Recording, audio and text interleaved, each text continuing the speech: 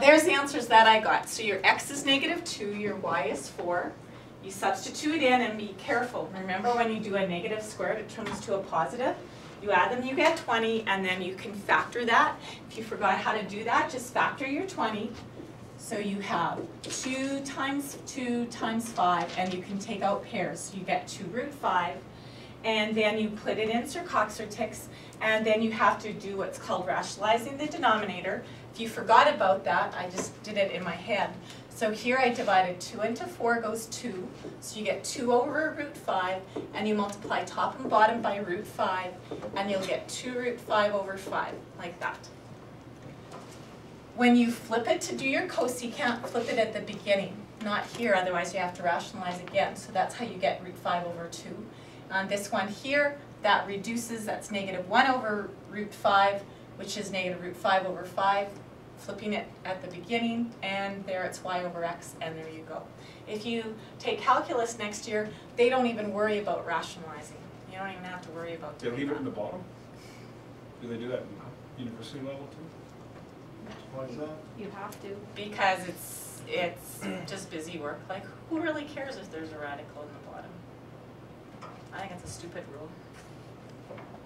There's no need for it. Yeah.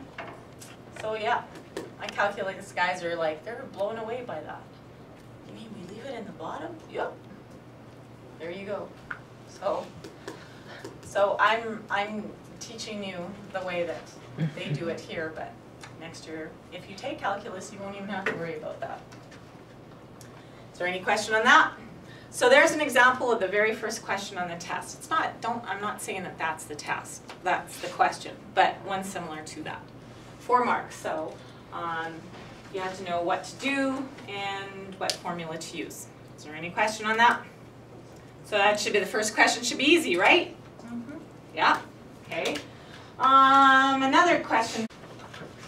Value of, and we'll say, I don't know, cosecant of -120 degrees.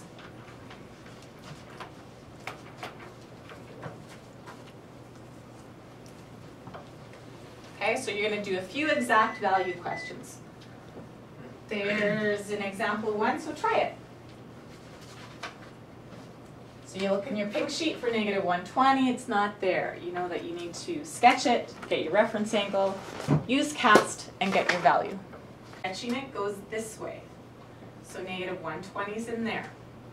So C-A-S-T, only tan and the reciprocal cotan are positive. So you're right, cosecant, the value will be negative.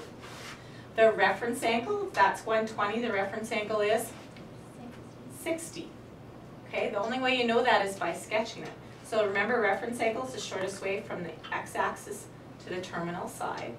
So it's 60, and you look up the value, and it's 2√3 over 3. There's your answer. So you're going to have a few questions with exact values. Mike, did you have a question? Oh no, I was just asking if we use the reference angle and stuff. Yeah. But they're not going to tell you that. Yeah, I just Okay. remember that. I didn't even do it that way. I just on the bottom found 120, found the sign of 120, switched it. Oh. That's what we were taught you last semester. Huh. Do the easy way. Isn't life fun? Number 3. Okay. Number 3 would probably be solving a triangle one. Remember when we solved triangles and we did law of sines, law of cosines? We did about the ambiguous case. Okay. So it'll be a question, something to do with solving. So we'll do a solving one. So I'm going to say solve triangle ABC. And I don't know, I'm just going to throw out some numbers in my head. So angle A is, say, 27 degrees, 10 minutes. Angle B, I'm going to make, I don't know, 84 degrees, 5 minutes. And side C, I will make, I don't know, 8.2. And solve triangle ABC. So what does it mean to solve a triangle? Find all the missing parts. So there's 6 parts altogether. I gave you 3. You have to get 3. then you will solve for 3. So if you want to draw the triangle, you can. You don't have to. It's totally up to you. I will. So you've got angle A is 2710. Angle B is 8405. Side C is 8.2. So you need to know side A, side B, and angle C.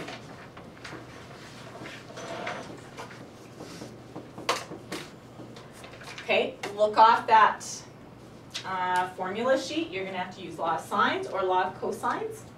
How come you can't use SOHCAHTOA for this one? Because it's not a 90-degree angle. Very good, because it's not a 90-degree angle, exactly. You can only do that for right triangles. And yeah, you know what, you could have a right triangle one. I doubt it though, because I'm going to get you to do the new stuff.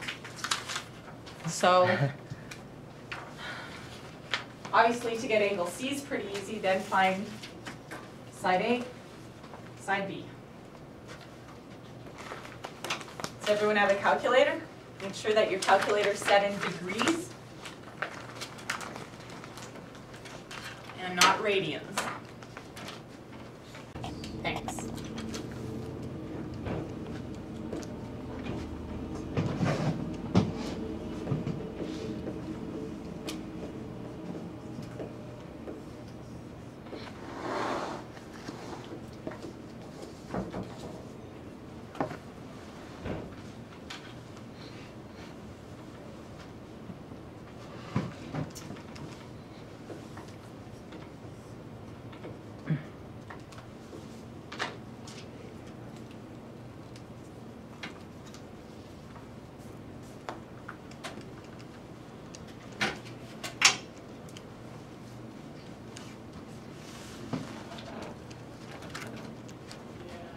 Yeah, for A, 4.02. Okay. How much you get for B? 8.76. Thanks. I don't know, maybe we're wrong. We'll see.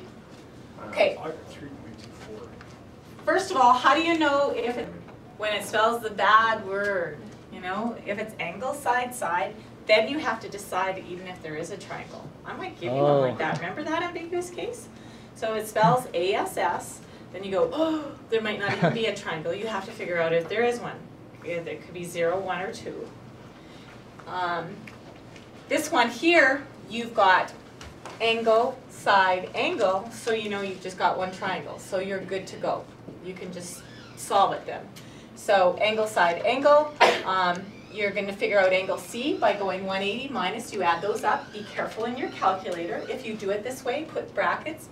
Or, I mean, you could just add those up, subtract 180 and switch the sign. Whatever, it doesn't matter. And Josh said it's 68 degrees, 45 minutes. Then what I did is I did law of sines. That's easier than law of cosines. Can you use law of cosines for this? Yeah. Could you? Do you have enough information to do law of cosines? No. No, you don't. You need 2 sides. Okay, so you can't even do it anyhow.